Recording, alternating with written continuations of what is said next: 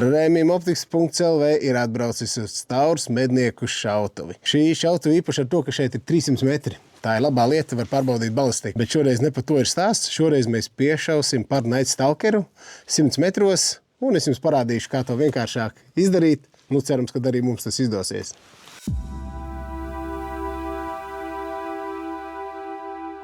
Nu, tad, kā es vienmēr daru, taupu munīciju.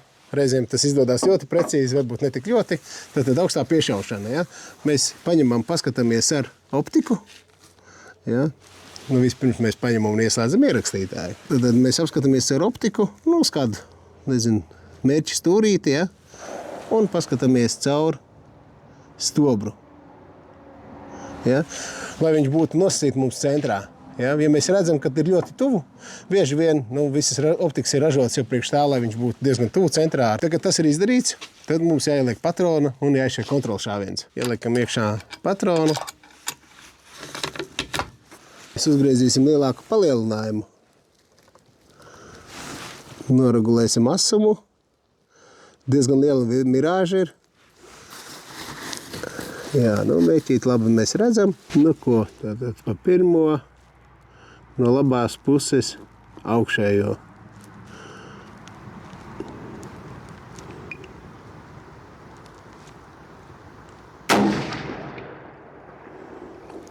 Jā, patiesībā ļoti tuvu centram ir, un tad veiksim vienkārši korekciju. Nu, tad mēs ejam iekšā izvēlē, aizejam līdz krustiņam ar aplīti, un tad palielinājums mums ir 22 reizes, A profils, un sanāk tad ir X46. Tad mēs ņemsim un tagad sareglēsim. Jā, tā teikt, ieejot iekšā uzreiz parametros, jā, tad mums uzreiz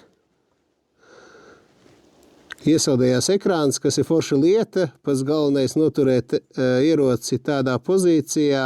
Te var pamainīt stilu.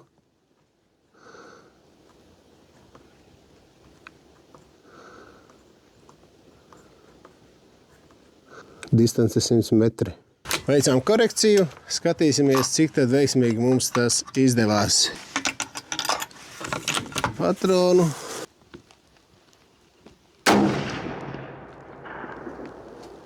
Mēs esam ļoti tuvu centram, iespējams uz pulkstens vieniem. Jā, esam uz pulkstens vieniem. Sanāk viens klikšķīs sākā uz augšu ir un viens klikšķīs pa labi, centimetra ziņā. Ejam vēlreiz mēs parametros. Jā, uzejam uz X-sas. Kā mēs viņu sākam regulēt, tā automātiski tiek iesaldēts ekrāns, kas ir labā lieta. Tad mums viens klikšķīs bija vajadzīgs pa labi, ja? Pārējām mēs uz Y-kasi. Un uz Y-kasī viens klikšķīsts uz augšu jāpaceļ. Tātad vienmēr jāvēl krustiņš uz trāpījumu vietu.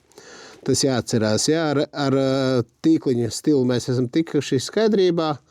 Krāsa arī mums sarkana apmierina. 100 metros piešauts. Piespiežam, pieturam un saglabājam. Tā, nu ko? Izšājam vēl vienu reizīti.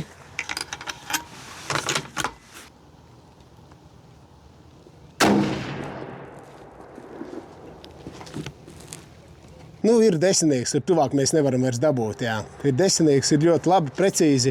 Tā kā es teikšu, ka viss izdevās.